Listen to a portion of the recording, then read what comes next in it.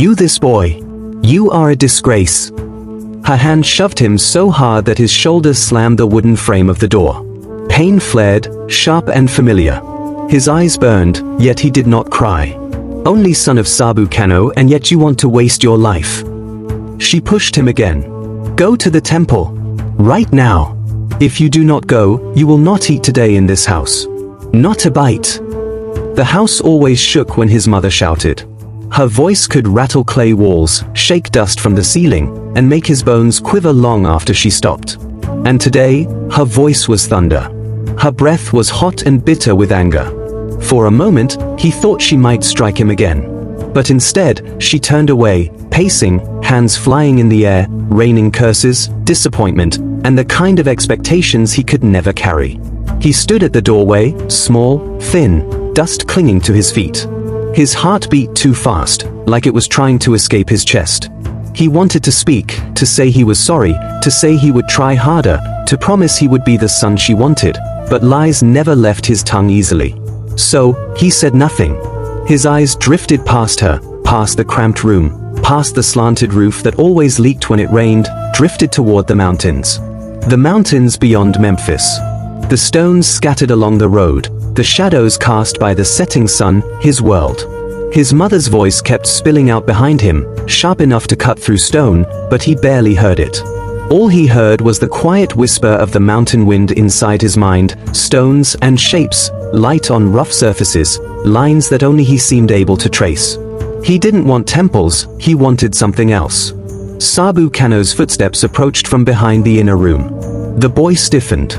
His father rarely raised his voice, but his disappointment was heavier than his mother's anger. Imhotep, Sabu Kano said, his tone heavy, slow, carved from the weight of a man who worked with stone all day. Your mother is right, you cannot keep wandering, you must focus. Focus? He heard that word more than he heard his own name. Yes, father, he murmured, barely audible. His father sighed, long, tired, a sound Imhotep had learned to dread. The sigh said more than anger ever could. Then something in the boy pushed him forward. Maybe desperation. Maybe defiance. Maybe a small flame inside him that refused to die. He stepped out into the street, dust rising around his feet. The sun hit him like a warm slap. The air smelled of fish from the market, sweat from workers, mud from the river, and spices that clung to the city like perfume. Children ran past him laughing with barefoot, chasing chickens. Women shouted prices, men argued over wages. Life moved in every direction, loud and wild. His life felt like it was moving nowhere. He walked, and the weight of the morning settled on him like stones. He could go to the temple, obey at least enough to avoid the beating waiting for him tonight, but his feet didn't listen. They never did. They turned toward the river instead, toward the clay banks, toward the familiar whisper of shadows on water. He wished he didn't love it, he wished he could be normal, like Tano and Meru, who wanted to be warriors, like Siku, who wanted to serve the gods. He wished his mind didn't wander, didn't drift into places no child was meant to dream about. Because dreaming had consequences in this house, his mother made sure of that. A faint whistle cut through the air. He turned. Tano, Meru, and Siku ran toward him, their faces bright with mischief. Imhotep, your mother almost knocked down her door screaming your name. Tano laughed. She'll kill you today, Meru added, not even hiding the grin. Siku shook his head. You should be at the temple. I know, Imhotep whispered. And yet you're here, Tano said. Imhotep looked down at the dirt. His toes dug into it. The earth felt safer than the world above it. I just wanted to breathe, he said quietly. They fell silent. They knew what that meant. Siku stepped forward. Come with us. We're going to the training yard to watch the soldiers practice. Imhotep shook his head. You don't want to? Meru asked. I don't fit in there. Then where do you fit? Tano asked. Imhotep looked toward the mountains. None of them followed his gaze. They didn't understand. They never would. Something sharp cracked behind him. His mother's voice again, echoing through the streets. Imhotep! His friends scattered instantly, he froze. Her shadow fell over him before her hand did. And the world narrowed into a single moment, Her anger, his fear, and the mountains whispering his name. He wished he could run to them, he wished he didn't have to go home. He wished, and wished, and wished. But wishes were not for boys like him, not yet. Not until his hands would one day shape the world. Not until destiny found him. Not until the shrine, the mountain, the high priest, and the secret that would change everything. And that moment was coming faster than he knew. Faster than anyone in Egypt could imagine. Imhotep cannot stop what is coming. The secret he hasn't even created yet will shake Egypt, and someone is already climbing the mountain. The mountains always felt far away, yet somehow, they waited for him. Imhotep didn't know why he kept returning to them. Maybe because the world below was too loud, too demanding, too full of people who wanted him to be someone he wasn't. Up in the mountains, the wind didn't ask him to become a priest. The stones didn't tell him to sit still. The shadows didn't beat him or call him a disgrace, they simply existed and welcomed him. That afternoon, he escaped again. Not running, just drifting. Walking like someone whose feet had their own mind. He passed the riverbank where clay shimmered in the sunlight like melted gold. He picked up a handful, feeling the cool softness between his fingers. It grounded him. In a world that felt determined to break him, clay never tried to shape him. It let him shape it, he took it with him, up the mountain trail. Higher and higher, past the thorny shrubs and the buzzing insects, past the point where other children turned back. He reached his place, a quiet clearing near the cliff, where the wind carried the smell of herbs and cold stone. Here, he built, every day, something new. Sometimes just a wall of pebbles. Sometimes a crude statue. Sometimes nothing at all, just silence and breath. But today felt different. Something inside him simmered, a pressure, a spark, a longing he didn't understand. His hands moved without thinking. He gathered stones, smooth ones, sharp ones, heavy ones. He arranged them carefully, feeling them, balancing them, searching for harmony. He mixed the clay with water from a small pool, molding small shapes, tiny statues of gods he had only seen on temple scrolls. His fingers carved symbols he wasn't supposed to know yet. Symbols his teachers didn't believe he could read. Hours passed, the sun shifted, the clearing grew warm, then golden. And slowly, piece by piece, the shrine took shape, small, sacred, impossible. When he stepped back, his heart stumbled. Was this really his? He felt afraid. This was not a child's play. No ordinary boy could create this. No scribe in training could carve symbols like that. No priest's son could shape walls with such sacred precision. It looked like something ancient, something meant for gods, something forbidden. A cold wind brushed his back. What did I do?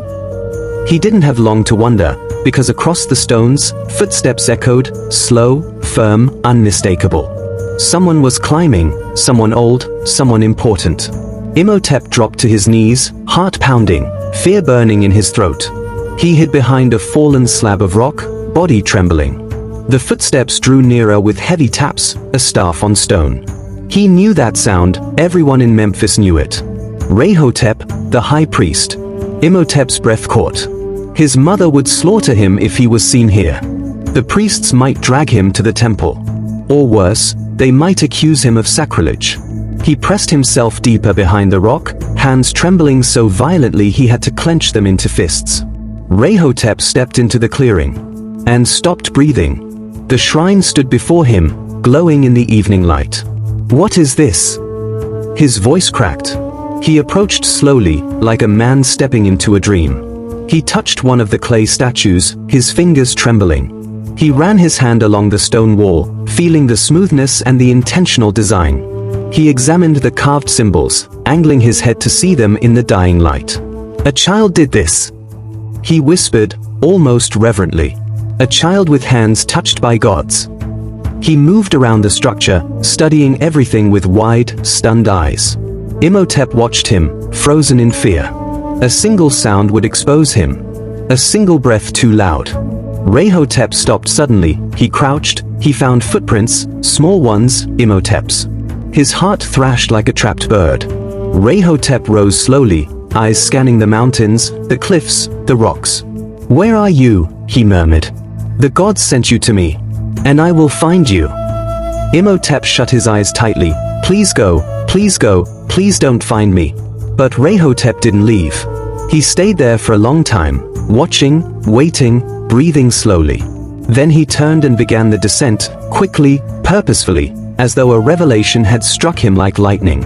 Imhotep remained hidden for several minutes after the priest disappeared, knees weak, hands shaking, breath shallow. Finally, he crawled out and stared at the shrine. He felt sick. This wasn't a game anymore. This wasn't harmless play. This wasn't just stones and shadows and clay. This could destroy him.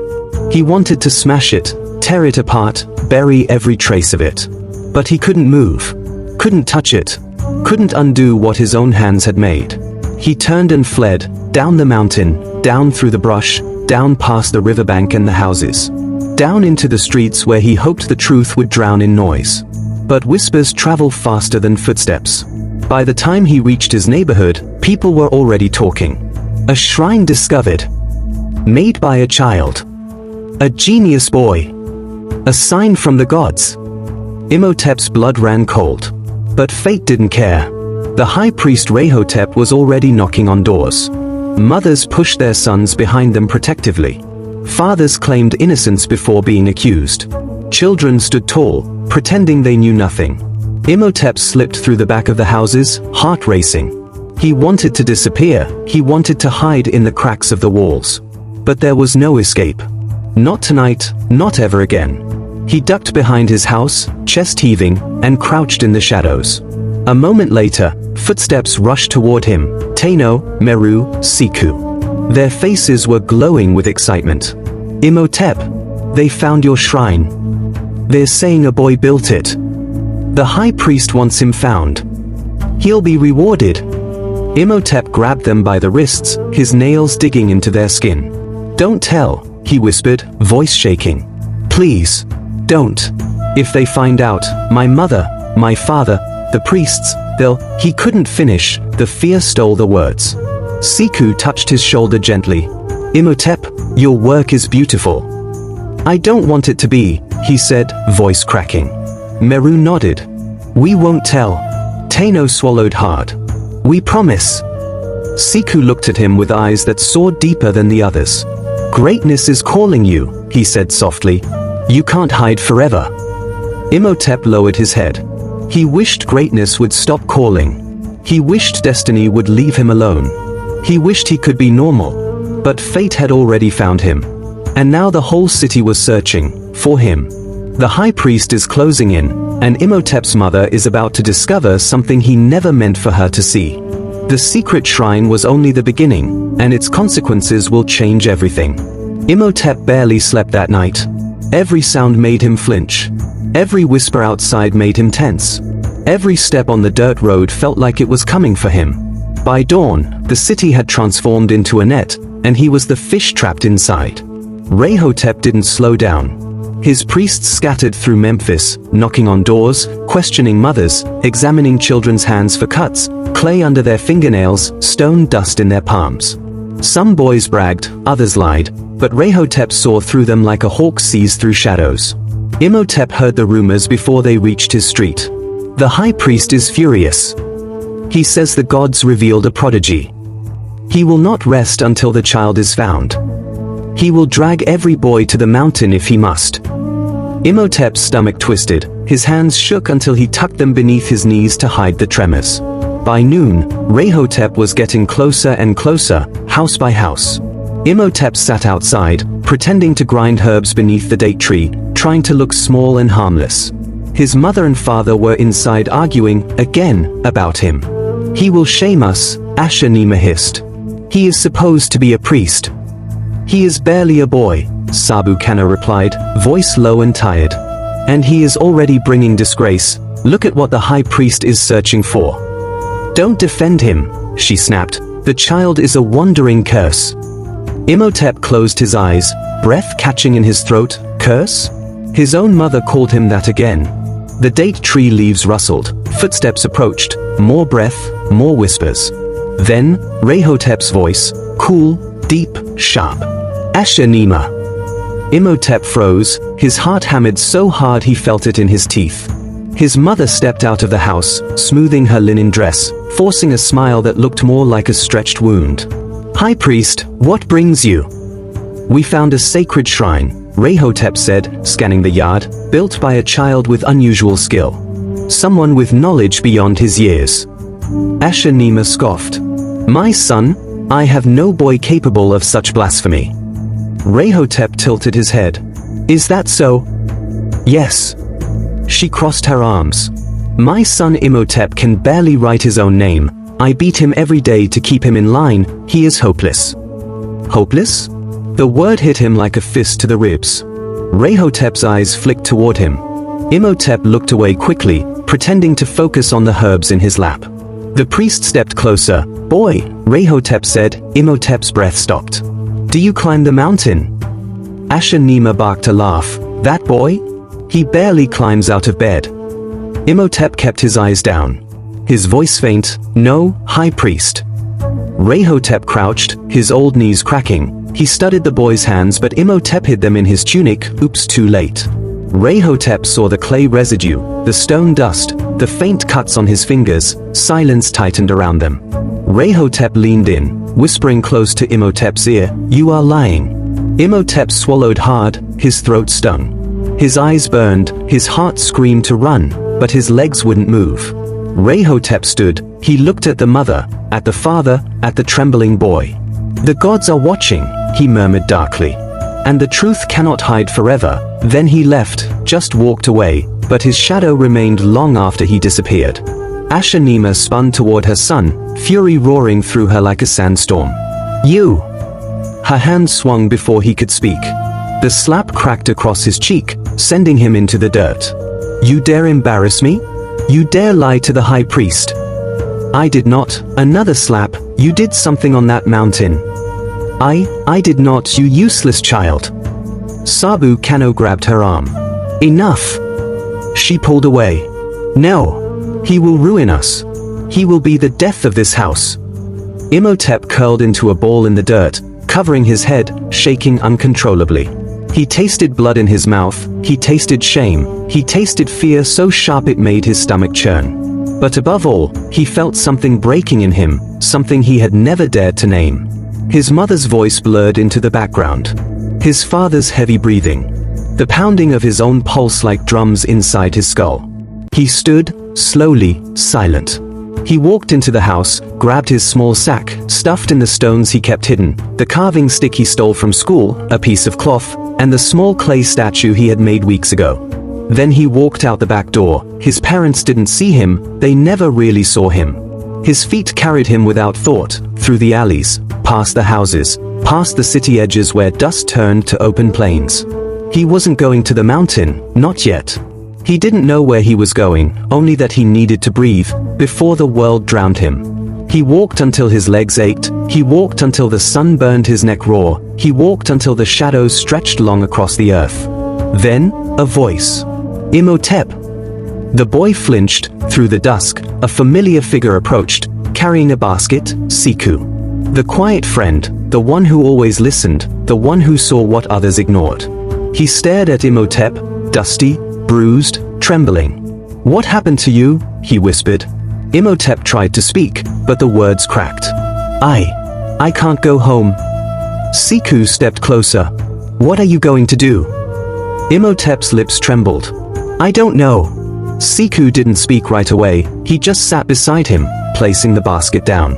You can hide here tonight, Siku said. Behind the shrine of my father. It's quiet. No one will look for you there. Imhotep nodded weakly. The night grew colder, crickets hummed, the wind grew sharper. Imhotep curled beside the small shrine, his body aching, his face stinging from tears he couldn't hold back anymore. Siku whispered, Imhotep, you know the High Priest won't stop looking for the boy who built the shrine. Imhotep closed his eyes. I know. Do you think he knows it's you? A breath, a tremble. I think he suspects. Siku swallowed hard. What will you do if he finds you? Imhotep didn't answer. Because he didn't know. He only knew one thing. The shrine had changed everything. The priest was hunting him. His mother was ready to break him. The city was whispering. The mountain was calling again. Louder this time. Relentless. And something was coming. Something bigger than the fear. Bigger than the beatings. bigger than the shrine itself. He didn't know what, but he felt it. A storm. Awaiting him. In Nepal. Imhotep tries to hide, but fate will soon drag him into a world far beyond Memphis.